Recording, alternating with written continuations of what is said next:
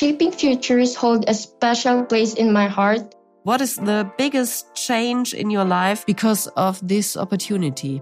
Education is life's greatest equalizer, a really powerful means of nurturing and elevating individuals. Fritz for Future, Henkel's sustainability podcast.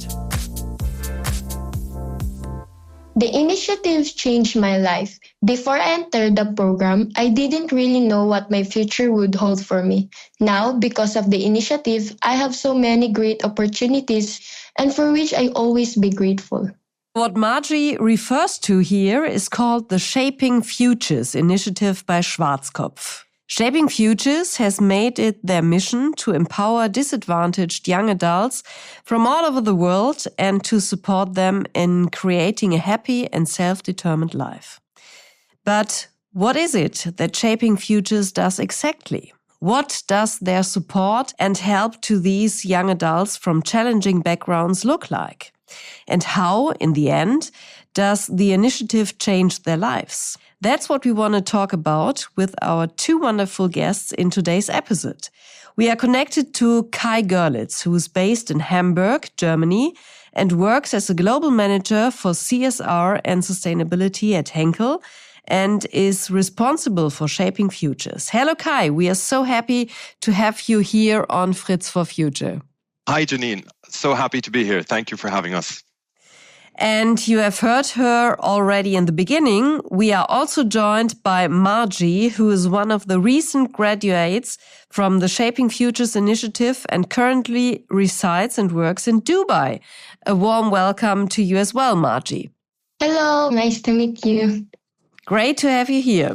So the first question I want to ask is to Kai, because we would like to understand a little bit better what Shaping Futures is. Fact check. It all started with a small Japanese project that 2 years later turned into a worldwide initiative. Let's go back to that first project. What was it and how did it come about, Kai? So in 2008, Schwarzkopf Professional employees in Japan initiated a social project which back then was called Cut to Shape. And like many of the best ideas, this idea was actually also quite simple. What they would do was teach Cambodian street children basic hairdressing skills and thereby provide them with an opportunity to escape hardships and essentially unlock their potential.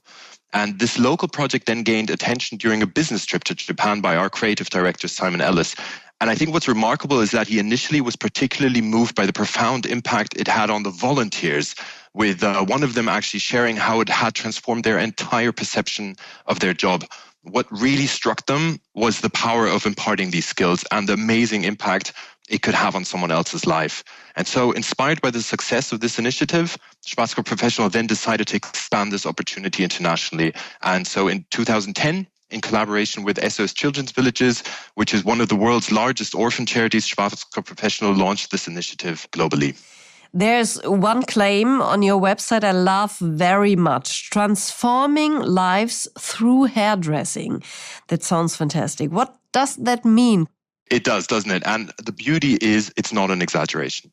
And I think what's important to understand is the role that education plays in the hairdressing industry. So this is obviously an industry which is characterized by ever-evolving trends, techniques, innovations. And so continuous upskilling is essential for any hairdresser to stay abreast of these changes. And so as part of our dedication to what we call being partners in craft, we're committed to offering optimal support, and this extends to providing world-class hairdressing education for our partners. Now, Shaping Futures' goal of transforming lives through hairdressing extends beyond just professional growth to also supporting individuals in difficult phases in life. And how do we do it? Well, again, through education. And I think we can all agree that education is life's greatest equalizer, a really powerful means of nurturing and elevating individuals. And hairdressing can be taught. And so by collaborating with our trusted network of hair professionals and both global and local NGOs, Shaping Futures introduces socially disadvantaged young adults to the craft of hairdressing. And by teaching them basic hairdressing skills, it empowers them with a really marketable skill set and offers them a real chance to actually shape the trajectory of their lives by essentially establishing a sustainable career within hairdressing. And one thing that I don't want to leave unmentioned here is that it is a give and take, and that the impact of our initiative also profoundly affects our volunteers. And so often told by our creative director is how a volunteer, tears in her eyes, actually once told him, "You've changed my life." And I think it's really this ability to leverage one's own skills and passion to make a profound difference in someone else's life, which creates an experience that simply resonates with our volunteers for a lifetime. That sounds really great. Let's come to you, Margie. You have just graduated from Shaping Futures and have now become a professional hairdresser. Congratulations to that. Do you remember the first thought that came to your mind when Shaping Futures contacted you? What was your reaction? I've known Shaping Futures since 2022, and since then, I've been eager to join the program, but the slot is limited. So in 2023, I'm the first who reached out. When I finally got in, I'm so happy and also excited to meet a lot of professional hairdressers because I know I will learn a lot from them. And the reason why I really wanted to join because I really want to learn all about hairdressing, and also I know it can benefit me and my family in the future. And before you entered the program, you lived at an SOS Children's Village in the Philippines. And what was your life like at that time? Could you explain that a little bit? I was 3 years old when my grandmother brought me and my sister in the SOS because unfortunately, my biological mom can support us and can provide our needs because she's not financially stable, and also my mom has a mental illness. I remember when I got a chance to go there and have a vacation, I really experienced the struggles because sometimes you don't eat for an entire day, sometimes just once a day. Before having water for bathing, we even fetch it from the well. So I'm truly grateful for my grandma for helping us to get into the SOS. And I've been in SOS for 17 years now. And SOS is a non-government organization whose mission is to give a loving home for every child. So I grew up there and have a lot of memories with them. SOS gave me a stable and loving home environment. Also, they're providing us our needs. With the help of SOS, I further developed my skills like hairstyling, dancing, arts, and many more. Experience in SOS, attend many trainings just like Shaping Future and for employability and personal development. Kai, this sounds great what Margie told us. So who do you offer this program to and how to reach them? Are there any criteria that need to be fulfilled? Yes, so our program, broadly speaking, is designed to reach young adults facing social disadvantage. And clearly, social disadvantage encompasses a range of conditions and circumstances that hinder an individual's ability to really fully participate in social, economic, and cultural life. And we also acknowledge the diversity in local regulations governing hairdressing training and salon ownership.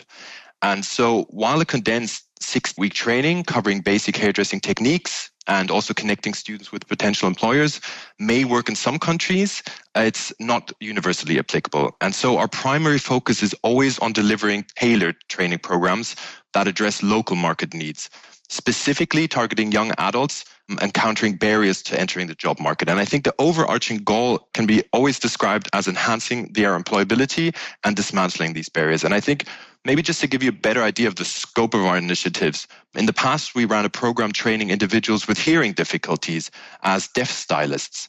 And so these deaf technical advisors, as they were then properly called, once equipped with training, would engage in product consultations through online platforms and social media, and would also actively share their profession on platforms like Instagram.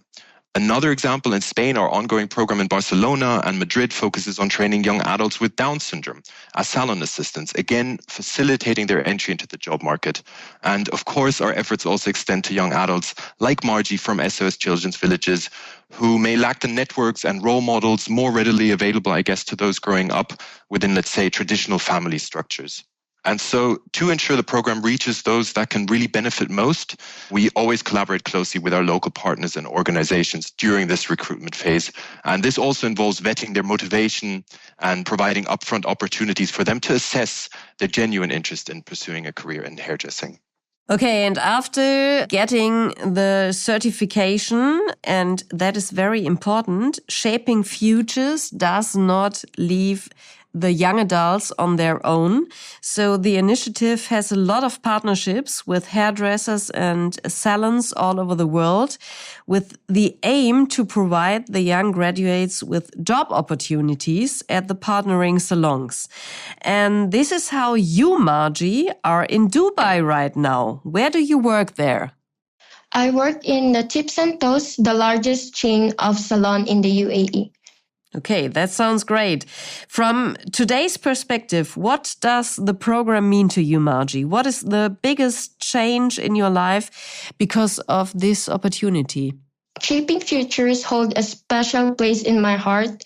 Through training and meeting generous hairstylists, it has given me the chance to shape my journey and turns dreams into reality. Beyond providing opportunities, it fosters an environment of growth, creativity, and excellence. The most significant change in my life is that I can now live independently, grow, help my family, and have the ability to change my future.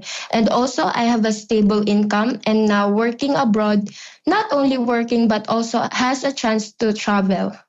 Kai, you and your team know hundreds of stories like Margie's. Is there a special one you remember? Just listening to Margie, I think, honestly, every story is special. But there is one particular story I will surely never forget, and that's the journey of Son, who is a young boy who was abandoned at an early age by his parents in Vietnam. And he also grew up in an SOS Children's village there. And so following our training program, he found employment at a salon in Ho Chi Minh City and eventually established his own business in his hometown. And what really struck me was his deep sense of fulfillment in being able to create job opportunities for other young people in his community. And so Son later, in fact, actually returned to Shaping Futures, but this time as a trainer in his own right. So he even took the initiative to convince us to extend the training period in Vietnam, offering students the chance to visit his salon and undergo internships.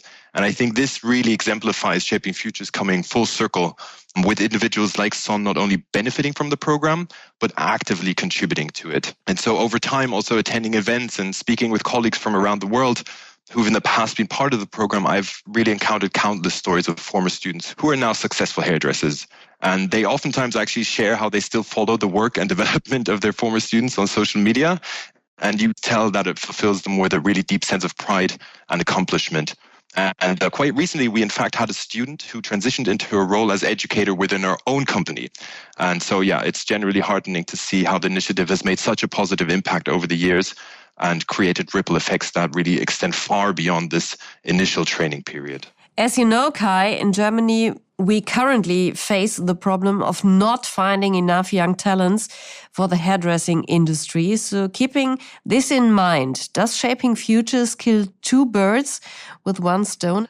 Absolutely. And this is a challenge not unique to Germany, but prevalent in many markets within the industry. And hairdressing, despite its significance, often doesn't receive the recognition it deserves. And so conducting orientation trainings with young adults from diverse backgrounds can indeed act as a valuable springboard in addressing this issue. And it allows us to showcase the remarkable career opportunities within hairdressing, which is an industry that is dynamic, it's vibrant, colorful, and really welcoming. So the goal is always to generate interest in our field, especially when traditional channels like parents, teachers, and job offices may not actively promote it. So in situations where hairdressing isn't adequately advertised, we believe in providing individuals with a chance to experience it firsthand. And additionally, our efforts also extend to supporting those who may already have forayed into the field of hairdressing. So for instance, we assist refugees who already trained or even worked as hairdressers in their home countries, but may now require additional support to successfully integrate into the job market here. So in doing so, we contribute to the industry, we support our partners, and simultaneously we make a meaningful impact on individuals navigating challenging phases in their lives. So overall, it's a comprehensive approach aimed at fostering growth and inclusivity within the industry while providing support to those in need. Margie, what is your biggest wish for the future? My biggest wish for the Shaping Future program is that it continues to empower individuals, providing them with opportunities to grow, learn, and shape their future positively. Also continues to help many more individuals like me. I hope it remains a catalyst for transformative experiences, helping people achieve their aspirations and build a better future, and that the program becomes even more successful in the future. My wish for my future is to become a well-known hairdresser like the Shaping Future Professional hairdresser. We wish you all the best for this. I have one last question for you, Kai. What are the milestones that Shaping Futures has achieved so far? What are your next goals? What's next? Last year was actually a significant year for us in the sense that we passed the mark of 3,000 students that we have trained in total since launching Shaping Futures. So quite a significant number. But again, keep in mind that it's not about just the number of people we train, but always the amount of people that we actually connect with our network of hairdressers as potential employers. So who we really allow to transition into the industry. So this is going to be kind of let's call it a key performance indicator for us in the future as well, with regards to the success of our program. And I think what we're going to continue focusing on is really diversifying. So like I said, finding the right intervention for each local market. So I think this example here with Margie being with us today and having an opportunity to work abroad is really testament to the globally cooperative ethic of Shaping Futures. So something that we want to continue and actually facilitate even more in the future as well, offering these fantastic opportunities to our young learners. Thank you both so much for joining us today. Margie, I wish you all the best for your future, and Kai, for you all the best as well. And keep on shaping the future. Thank you so much for having us. Thank you so much. If you enjoyed this episode of Fritz for Future, leave us a 5-star rating on Spotify or Apple Podcasts. Do you know of any innovative sustainability projects, interesting guests, or have specific questions you would like to know more about? Then send us a message to fritzforfuture@henkel.com. We are looking forward to having you join us for our next episode. I'm Janine, your host, and this is Fritz for Future, Henkel's sustainability podcast. Take care. Fritz for Future, Henkel's Sustainability Podcast.